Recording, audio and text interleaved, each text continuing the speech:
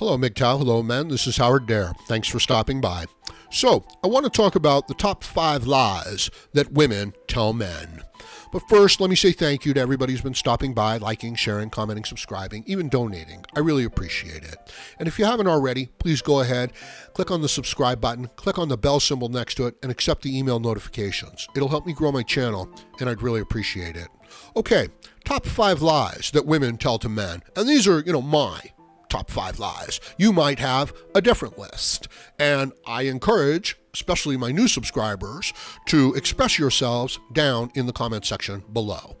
Okay, so number 5 lie that women tell to men, and I don't think anybody's going to disagree with me on this one. I think even the women are going to go along with me on this one.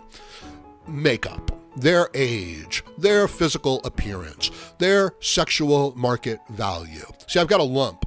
I got to bring a lot of things in, under this one, right? Because I've only got 5.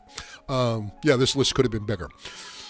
And in my opinion, one of the most important things to recognize about makeup is that women are trying to make themselves look like it's the time when they are the most fertile, okay?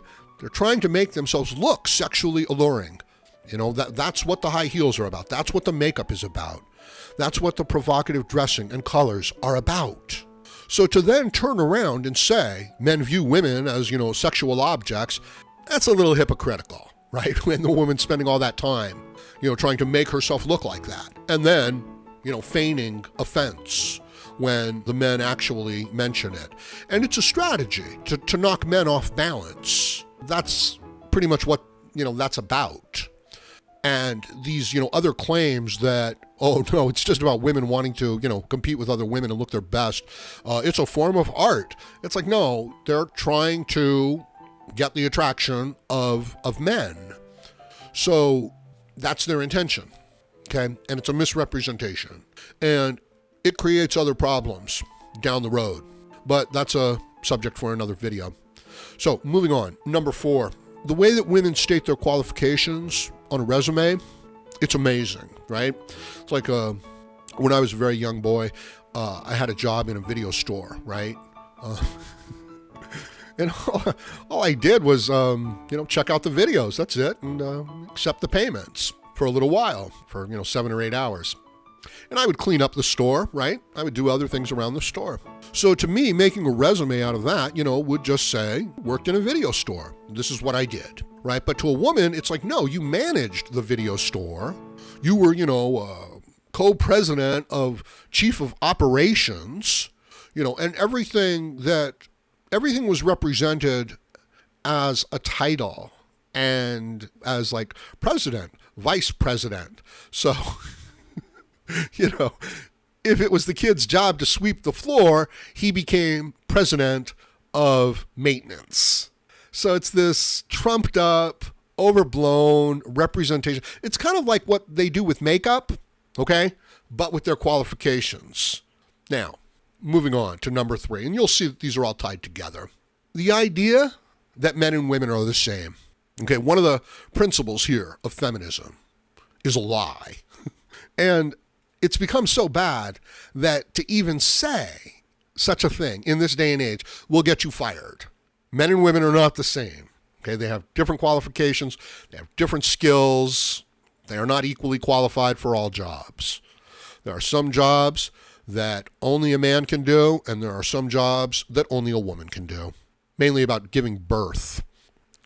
So men can't give birth, okay? Just point that one out just in case. Just in case. I hope you see how this is tied to the other issues. Okay, it's a misrepresentation of reality, of the substance of the situation. So the men are writing out their resumes and they're essentially saying, this was my job from this time period and this is what I did. And then the women are coming in on that same resume and they're adding in job titles.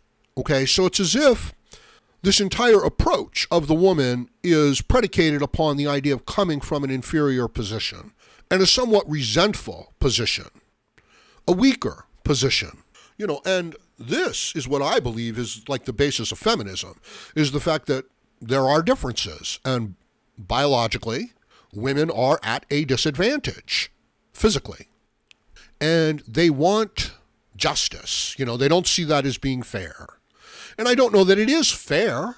And I think that the men are incredibly sympathetic, that they build the tools, they build the environment, they create the laws, the institutions, and they want to help women.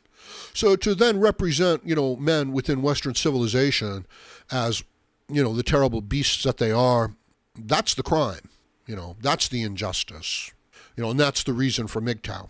Okay, the number 2 lie that women tell regarding, just the number 2 lie that women tell is playing the victim, taking their feelings as an accurate representation of reality, and then presenting it as such, and then projecting onto the motives of those around them ill intent because of the woman's feelings.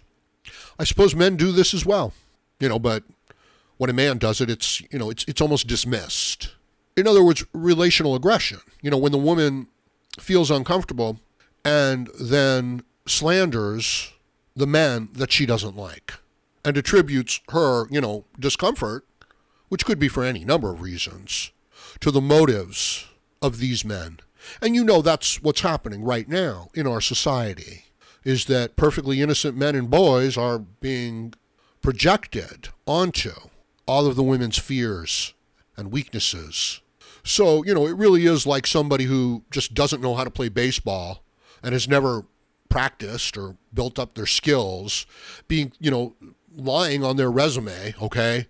And now they're the pinch hitter in the bottom of the 9th inning with 2 outs and bases are loaded, right? And it's like, okay, let's get Betty Sue in there, right? It's like Betty Sue doesn't really feel qualified for that. She's presented herself as qualified for that, but she doesn't feel qualified for that. And now she's going to project why she feels that way onto others. She's not going to take responsibility for it. She's going to say the reason why I don't feel qualified here is because, this is an old boys club. It's like, no, you're just not qualified. You're just not ready. And your body knows it. And understand that this projection goes on to the boys. You know what I mean? It's like, well, little Johnny can't sit still in class, so there must be something wrong with him, so we have to drug the boy. It's like, no, that's not what's going on. Little Johnny was just fine. And the teacher was boring and out of sync with the class. She wasn't healthy. The boys won't respect that. They can't follow that. They're not supposed to follow that physically. So this projection of their feelings and attributing it to the motives of other people, and then using that as a weapon. This is a fundamental lie that women and very weak people and very insecure people tell and use in this day and age. Okay, moving on. Number 1 lie that women tell to men. I love you. That's the number 1 lie that women tell to men. And MGTOW know this to be true, and they have accepted this. And it's not so bad, men. Don't be too upset about it, It just means that she doesn't love you. She loves what you can do for her. She loves your resources. You are a protector and a provider to her. You are a utility to her to facilitate her having children. Now, the state has stepped in and has fulfilled those roles. Your role in that process has been completely demonized, so you're really not welcome in that position anymore. But understand that while, a man and a woman might develop an attraction for each other, for the woman, it's based on resources, security. She doesn't need the man for that, so men are held in very, very low regard. And don't even take this to mean like, men do the same thing, okay, but they do it with attractiveness. Men don't necessarily love women, okay? They love the fact that the women are healthy and can provide children and can raise the children, ideally, okay? And the women, they don't seem to really want to do that anymore, and they don't want to be involved with the men anymore. But it really is just that the women are completely hypergamous, that it's based on resources and materialism, not based on individual worth. It's as if, the man doesn't have individual worth. He only has worth by what he does and provides to the woman and to the society. And if he doesn't go along with that, he's disposable, he's discarded. And it's horrible because, anyway, well, that's a different video. Anyway, I'm going to leave it at that for now.